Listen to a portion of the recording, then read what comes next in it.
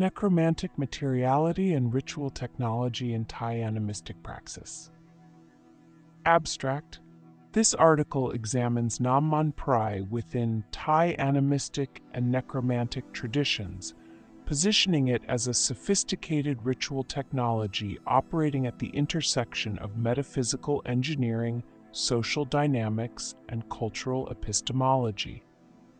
Through rigorous analysis of its production methodology, ontological status, and socio-cultural functionality, this research challenges reductive interpretations while illuminating the complex knowledge systems that underpin its creation and deployment. Drawing upon ethnographic data and theoretical frameworks from anthropology, religious studies, and material culture analysis, this study contributes to broader scholarly discourse on magical materiality and ritual efficacy in Southeast Asian spiritual traditions. Introduction. Conceptualizing necromantic materiality. Within the complex matrix of Thai animistic practices, Nam Man Prai represents a particularly potent manifestation of necromantic technology, a material substance believed to possess extraordinary metaphysical properties derived from its association with liminal states of being, frequently characterized in simplified terms as a love potion or charm oil. Nam Man Prai warrants more sophisticated analytical treatment that recognizes its complex ontological status and the elaborate ritual knowledge systems that govern its production and utilization. This article employs a multidimensional analytical framework to examine Nam Man Prai not merely as cultural curiosity, but as a sophisticated ritual technology emerging from specific epistemological traditions and operating within complex social contexts. By interrogating both the material and immaterial dimensions of this phenomenon, this research contributes to broader scholarly discourse on magical materiality, ritual efficacy, and the persistence of traditional knowledge systems within contemporary Southeast Asian contexts. Historical and cultural contextualization. Nam Man Prai's significance is inextricably linked to broader historical narratives and cultural mythologies, particularly its association with the legendary figure of Kun Phain, whose exploits are chronicled in Thai literary traditions. This association positions Nam Man Prai within a complex cultural matrix, where historical reality, literary representation, and magical practice converge and mutually reinforce one another. The historical development of necromantic practices in Thailand reflects complex processes of religious syncretism, with animistic traditions incorporating elements of Brahmanical practices, Buddhist cosmology, and indigenous spiritual technologies. Nam Man Prai emerges from this syncretic tradition as a particularly potent manifestation of magical materiality, a substance whose efficacy derives from its liminal status between the worlds of the living and the dead. Ritual technology and production methodology. The production of Nam Man Prai constitutes a sophisticated ritual technology requiring specialized knowledge, precise procedural execution, and specific material components. This process can be conceptualized as a form of metaphysical engineering through which ordinary substances are transformed into objects of extraordinary power through carefully orchestrated ritual sequences. The central production methodology, extraction of corporeal fluids from a deceased pregnant woman through the application of beeswax candles, represents not merely a technical procedure but a complex negotiation between the practitioner and various metaphysical entities. This negotiation involves multiple stages. 1. Preliminary ritual preparations. The gathering and preparation of specific ritual implements, including beeswax candles with precisely constructed wicks, 80 fibers, ceramic collection vessels, and appropriate offerings for cemetery deities. 2. Negotiation with territorial entities. The practitioner must establish ritual relationships with the cemetery guardian deity, Yai Gala Ta Gali, through specific offering configurations including triangular banana leaf constructions, gratong, boiled rice, eggs, fish components, tobacco, and distilled spirits. 3. Divination and permission seeking. The practitioner employs divinatory techniques, observation of incense burning patterns, to determine whether permission has been granted for the extraction procedure. 4. Neutralization of protective measures. The practitioner must identify and neutralize magical protective measures implemented by mortuary specialists, including the removal of putsa thorns and the identification and magical neutralization of stones containing binding spells. 5. Corpse engagement and spirit negotiation. The practitioner must engage directly with the spirit of the deceased through complex binding spells that establish dominance over the potentially hostile entity. 6. Extraction procedure. The application of ritually prepared beeswax candles to specific corpse locations identified through spirit communication, collecting the resulting fluids in appropriate vessels. 7. Refinement and empowerment. The extracted substance undergoes further processing through combination with specially prepared coconut oil derived from funerary contexts and subsequent ritual empowerment in 7 distinct temple environments. This elaborate production sequence represents a sophisticated form of ritual technology requiring specialized knowledge transmitted through specific lineages and mastered through extensive practical experience. The practitioner, typically designated as Morphei, ghost doctor, must possess not merely technical knowledge, but specific metaphysical capabilities, including concentration powers, protective abilities, and communication skills with non-corporeal entities. Ontological status and efficacy mechanisms.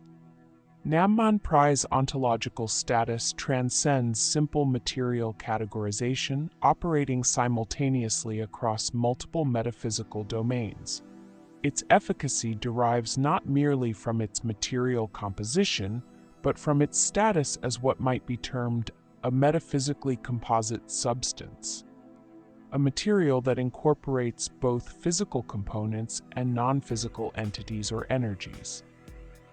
The substance is conceptualized as having sing satit, inhabiting spirit, an animated quality requiring ongoing ritual maintenance through offerings and proper handling. This animated status positions Nam Man Prai not merely as a tool utilized by the practitioner, but as a semi-autonomous entity with which the practitioner must maintain appropriate relationships. 1. Sympathetic magical principles. The substance embodies the principle that materials derived from specific contexts, violent death during pregnancy, retain metaphysical connections to those contexts and their associated energetic properties. 2. Boundary transgression power. The substance derives potency from its association with multiple boundary transgressions, between life and death, between mother and child, between natural and unnatural death. 3. Ritual transformation. The elaborate production methodology transforms ordinary substances into extraordinary ones through precise ritual sequences that alter their metaphysical properties. 4. Spirit embodiment. The substance functions as a material vessel for non-material entities whose agencies contribute to its efficacy when properly engaged through ritual means. Socio-cultural dimensions and applications. Beyond its metaphysical properties, Nam Man Prai functions within specific social contexts, particularly as a mechanism for transcending established social boundaries. Its primary application, facilitating romantic or sexual attraction across social strata, reveals its function as a technology for subverting conventional social hierarchies and power structures. The historical context of its use, particularly by individuals from lower social positions seeking to attract those of higher status, positions Nam Man Prai as a form of magical resistance to established social orders.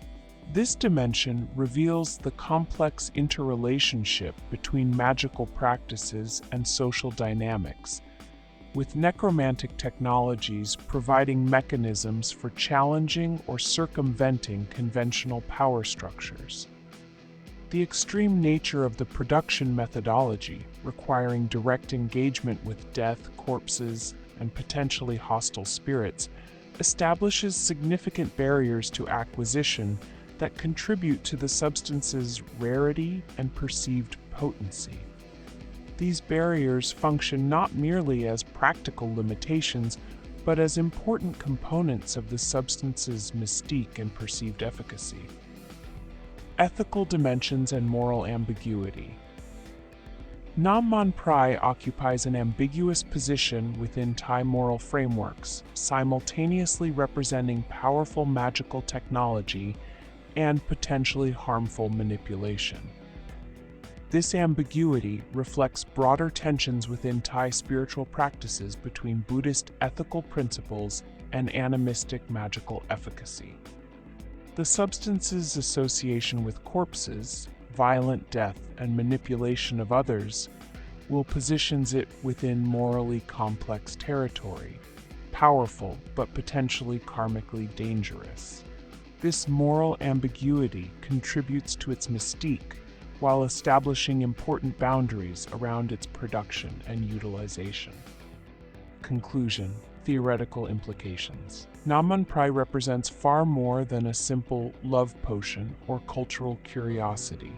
Its complex production methodology, multidimensional ontological status, and sophisticated application contexts reveal it as a sophisticated ritual technology emerging from specific knowledge traditions and operating within complex social and metaphysical frameworks. This analysis contributes to broader theoretical discussions regarding magical materiality, ritual efficacy, and the persistence of traditional knowledge systems within contemporary contexts. By approaching Nam Man Prai through multidimensional analytical frameworks, scholars can develop more sophisticated understandings of how material substances become repositories of metaphysical potentiality through elaborate ritual processes.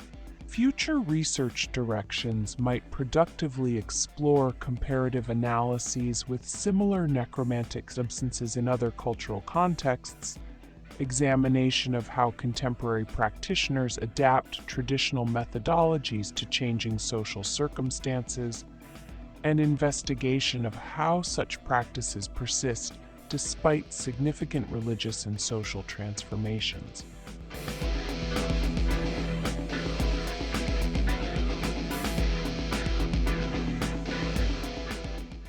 References: Appadurai A. 1986, The Social Life of Things, Commodities in Cultural Perspective, Cambridge University Press.